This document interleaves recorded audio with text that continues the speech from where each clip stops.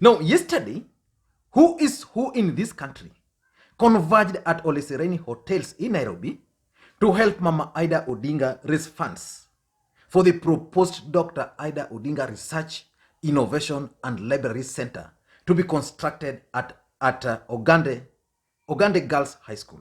Mama Ida Odinga is a former student of Uganda Girls High School.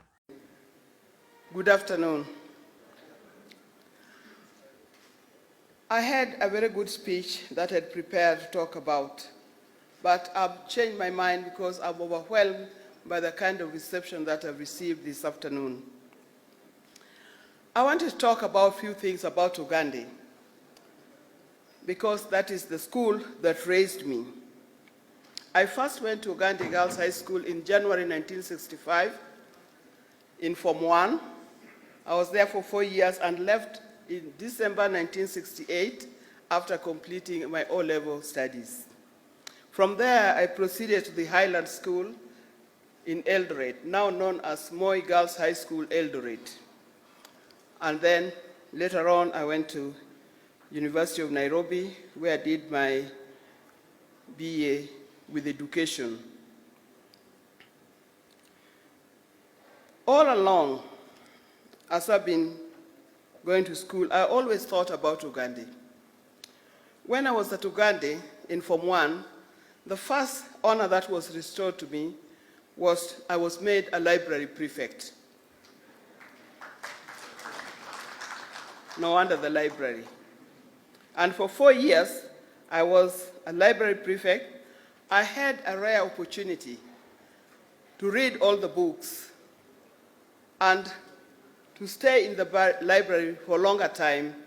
This is an opportunity that most girls who were in my year that year, those days, did not get, because it was a small room that could take only 30 girls. And therefore, we had to go to the others had to come to the library in turns if they wanted to use that library. When I left Uganda Girls High School, I was rewarded with a book called A Book of African Verse by J. Reed and Weke. And this is the book that I was given when I left. When this library is done, I think this will be the first book that I'll donate to that library.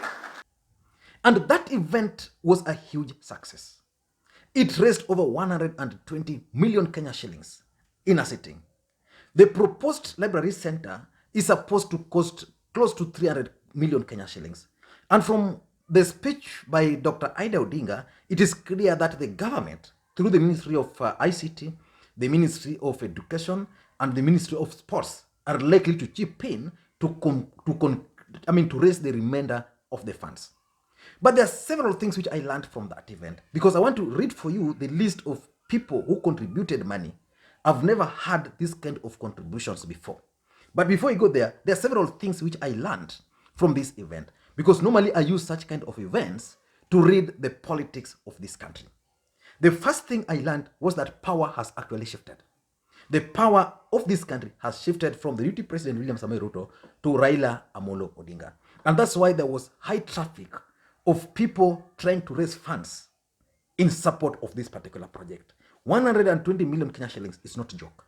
Before that, a WhatsApp group had actually raised over 31 million Kenyan shillings. I am not sure if Raila Odinga didn't have power or perceived power, whether Mama Ida Odinga would have managed to raise the kind of money she managed to raise. I'm not sure. But I can easily tell you that power has actually shifted. Number two, the second thing I observed is that Mama Ida Odinga is being prepared for the role of a first lady. She's being prepared. The system is doing that. The way this event was organized tells you that the system has identified something which Mama Ida Odinga will run with when she becomes the first lady of this country. So Mama Ida Odinga is being prepared. The third thing I observed is that the handshake between President Uhuru Kenyatta and Raila Amolo Odinga is still here to stay. Nothing is going to stop the handshake. Because from the people who contributed the money to this event, most of them supports the handshake. And the president sent his own contribution, which is a confirmation that indeed he supports the handshake. So this handshake between Uhuru Kenyatta and Raila Amolo Odinga is still here to stay. The fourth thing, which is the last thing which I observed, is that the Kenyatta family and the Odinga family are trying to rebuild the bond between these two families. Remember, Jaramogi Oginga Odinga and Kenyatta and Jaramogi Oginga Odinga refused to take the leadership of this country until Kenyatta was released from prison. But they fell out. And that fallout has actually caused pain to this country. Most people attribute the problems in this country to that particular fallout between Jaramogi Oginga Odinga and Mzee Jomo Kenyatta. And it seems that the President Uhuru Kenyatta and Raila Amolo Odinga are keen on rebuilding that bond which was broken before. So those are the four things which I observed from that particular event. But this major statement was actually sent through the contribution by different players at the event. Let's start. I have a list here of how those guys contributed the money. Aida Odinga, Min Payne, contributed 13 million Kenya shillings. That was her contribution plus friends and any other person. So which means if Aida Odinga, it means if number one, Aida Odinga contributed 13 million Kenya shillings. Min Payne, the first lady, 13 million shillings. So this, I think, includes the contributions from friends of Mama Aida. They contributed, Aida Odinga contributed 13 million Kenyan shillings. Then the Odinga family now contributed 10 million Kenyan shillings. Now that's Oburu Odinga, Raila Odinga, Raila Jr., Winnie Odinga, Jaoko, Uburu, all those Raila Odinga's, the Odinga's family. They contributed 10 million Kenya shillings. So probably some other people also contributed through that. But the Odinga family contributed 10 million Kenya shillings. So it means Aida Odinga 10 million, the Odinga family, Aida Odinga 13 million, the Odinga family 10 million. That's already 26 million Kenya shillings. That's serious. Now, here's where it's getting interesting. And that's why I'm saying the bond between the Odingas and the Kenyattas is being rebuilt. Muhoho Kenyatta contributed 5 million Kenya shillings. Muhoho is the family spokesperson of the Kenyattas. Just like in when you now go to the Odingas, it's normally Oburu Odinga. So on behalf of the Odingas, the person who normally speaks on their behalf is Oburu Odinga. In Kenyatta family, Muhoho Kenyatta is the spokesperson. So he presented this in his capacity as Muhoho and on behalf of the Kenyatta family. Then, Uhuru Kenyatta, the president himself, sent 6 million Kenyan shillings. So we had 26 million from the Odingas and now 11 million. 11 million Kenyan shillings from the Kenyattas. That we are now talking of 34 million Kenyan shillings. The two families. So it's serious. So power. So these people are telling you guys there is power. Then Mike Mbuvi Sonko, the governor for Nairobi, mwenyewe, Simba, Sonko contributed 3 million Kenya shillings cash and a pledge of 2 million to be delivered next week. So that tells you people like Sonko are understanding where power is headed to. He understands power so well. He was not there physically, but he sent one of my friends, Swale, with the 3 million Kenyan shillings cash. Sonko alipeleka huko. Sonko is the governor of Nairobi. So you can understand what this contribution means. Then Junet Mohammed, one of Raila Odinga's right-hand men, contributing 600,000 Kenya shillings. Then there is Yusuf Hassan, the Kamkunji member of parliament. He contributed 1 million. Huyu ni jamaa wa Jubilee. But he sent 1 million Kenyan shillings. So it tells you these guys have realized where the power is headed to.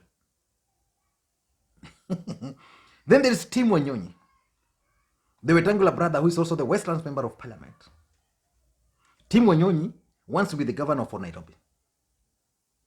Tim Wanyonyi sent 1 million Kenyan shillings towards this event. Then we have Kalonzo Musyoka, the Wiper leader, who was Raila Odinga's running mate. Politically, you'd think that Raila Odinga and Kalonzo Musyoka don't see eye to eye. That Mama Ida can't reach out to Kalonzo Musyoka.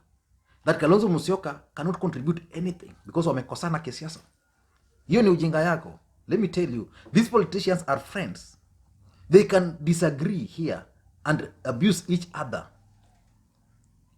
But when they have issues together, they always come together. And that's why I always tell people that akonanga haja, there's normally no meaning of you fighting, abusing, or even insulting someone else because you think he's supporting the other one. So Kalonzo Musyoka sent 500,000 shillings. Those who know Kalonzo Musyoka, that's huge contribution from him. Ken Lusaka, the Speaker to the Senate, again, a close ally of the deputy president. But because he understands where power is, this is a guy who served in the former provincial administration and rose through the ranks. He understands where power is. So Ken Lusaka pledged his loyalty to Uhuru and Raila by sending 500,000 Kenyan shillings. Eugene Wamalwa akatuma 100,000. I am sure Eugene Wamalwa didn't realize that this event was going to be huge. I'm sure he would have sent more than this. Because Raila Odinga's personal assistant, Silas Jakakemba, also contributed 100,000 Kenyan shillings. So it tells you how serious this event was. Then there was Kasese member of parliament, Mishra, Honorable Mishra, 2 million Kenya shillings. I don't know how the allies of the deputy president are going to take this guy when he goes back there, because of course at that time they had issues with him when he had a meeting with the Gideon Moi. So I don't know how they are going to react to the fact that this guy contributed 2 million Kenya shillings. But Mishra understands where power is.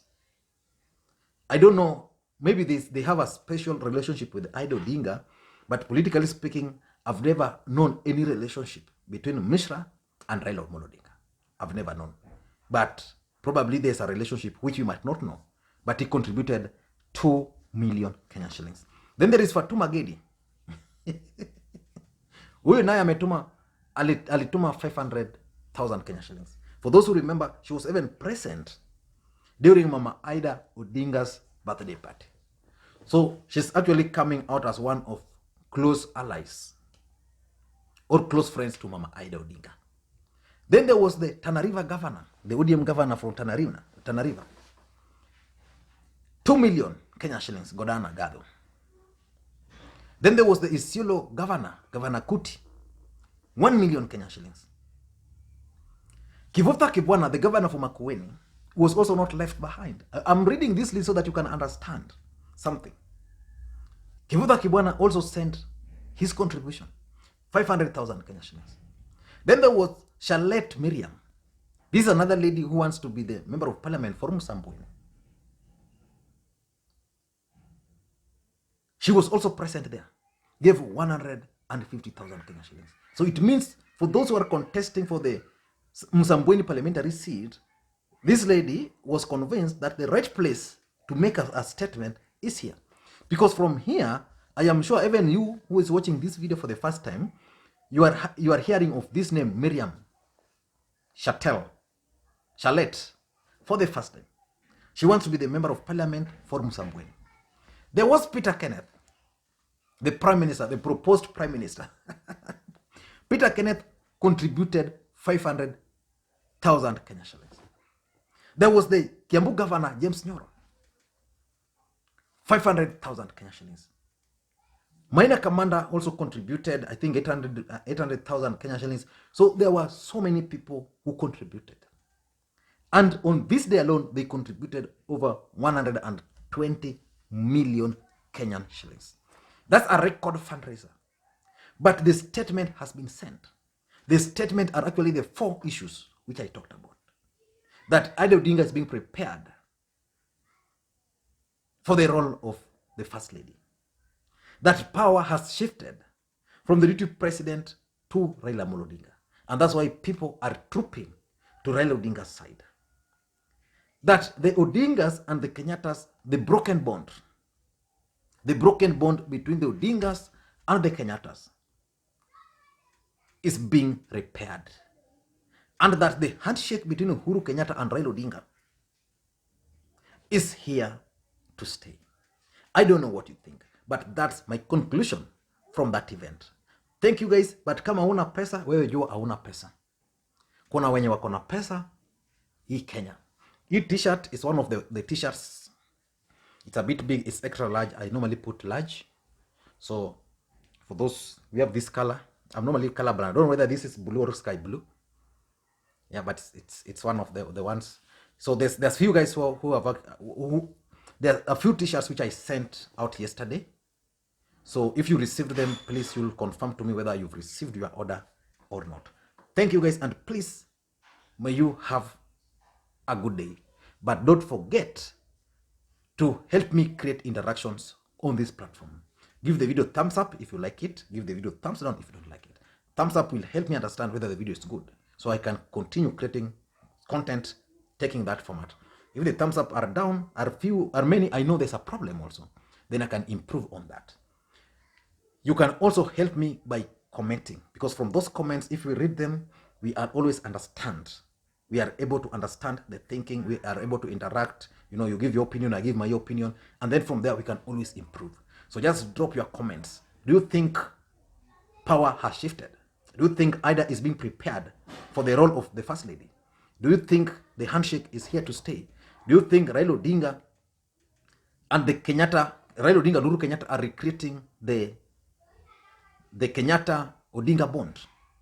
Let me know in the comment sections. And thank you guys, and please may you have a good day. Don't forget to share this video to your friends. I'm actually going to take the next 2 hours sitting here just to respond to each and every comment. Whether you comment as 1, I'll comment 2. Anything you're going to comment, I'm going to respond to. Thank you guys, and please may you have a good day. Bye bye. So this is how the t-shirts look like. Yeah, very nice. People are saying they're very nice. So you can place your order. 1,500 only. Thank you.